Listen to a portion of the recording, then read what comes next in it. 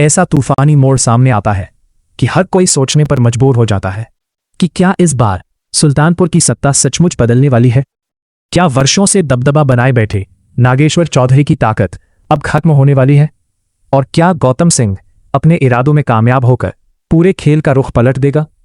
कहानी की शुरुआत होती है उस समय जब गुरु अपनी पत्नी रूहानी के साथ पूरे श्रद्धा और विश्वास से सत्यनारायण भगवान की पूजा में शामिल होता है। घर का माहौल भक्ति और शांति से भरा होता है, लेकिन इसी सन्नाटे के पीछे एक ऐसी चाल चलती जाती है जो हर किसी को चौंका देती है।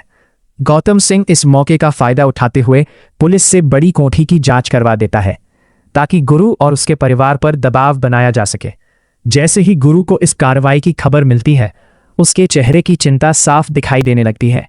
वो बिना किसी को कुछ बताए पूजा बीच में छोड़कर तुरंत बड़ी कोठी की ओर निकल पड़ता है, क्योंकि उसे डर होता है कि कहीं उसके पिता की इज्जत पर कोई आंच ना आ जाए। गुरु जानता है कि यह सब केवल कानून की कार्रवाई नहीं, बल्कि बदले की एक सोची समझी चाल है। जब वो बड़ी कोठी पहुंचता है, तब तक पुलिस अपनी जांच पूरी करके लौट रही होती है। उसी समय रूहानी भी गुरु के पीछे पीछे वहां पहुंच जाती है। पुलिस को देखकर उसके कदम रुक जाते हैं और दिल घबराहट से भर जाता है। वो दौड़कर गुरु के पास आती है, उसे गले लगाती है और कांपती आवाज में पूछती है कि आखिर वो पूजा छोड़कर यहां क्यों आया। गुरु शांत लेकिन मजबूत शब्दों में कहता है कि वहां तुम अपना फर्ज निभा रही थी और यहां मेरा फर्ज मेरा इंतजार कर रहा था। गुरु की यही बात रूहानी की आंखों में उसके लिए और ज्यादा सम्मान भर देती है। लेकिन असली तूफान अभी बाकी होता है। तभी गौतम सिंह अपनी बहन तेजस्वी के साथ बड़ी कोठी में पहुंच जाता है। आते ही तेजस्वी माहौल को जहरीले तानों से भर देती है। वह रूहानी के गले का कीमती हार देखकर व्यंग्य करती है और उसके सम्मान को ठेस पहुंचाने की कोशिश करती है।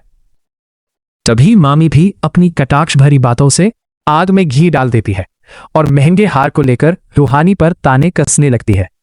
उनका मकसद साफ होता है कि किसी तरह रूहानी को सबके सामने छोटा महसूस कराया जाए। लेकिन इस बार गुरु चुप नहीं रहता। वो पूरे आत्मसम्मान के साथ गौतम सिंह की ओर देखकर कहता है कि ईमानदारी से कमाई गई छोटी सी चीज भी उस दौलत से कहीं ज्यादा कीमती होती है जो गलत रास्तों से हासिल की गई हो। गुरु साफ शब्दों में कह देता है कि उसकी पत्नी को दिखावे के हीरो से ज्यादा मेहनत और सम्मान की कमाई पसंद है। गुरु की यह बात सुनकर वहां मौजूद हर व्यक्ति कुछ पल के लिए खामोश हो जाता है और गौतम सिंह का चेहरा गुस्से से लाल पड़ जाता है। अब सवाल यही है कि क्या यह अपमान गौतम सिंह को और खतरनाक बना देगा या फिर यही सच उसकी हार की शुरुआत साबित होगा। आने वाले पल इस टकराव को और भी बड़ा रूप देने वाले हैं, क्योंकि जब अहंकार और आत्मसम्मान आमने सामने खड़े होते हैं, तब जीत हमेशा उसी की होती है जो सच और हिम्मत का साथ कभी नहीं छोड़ता।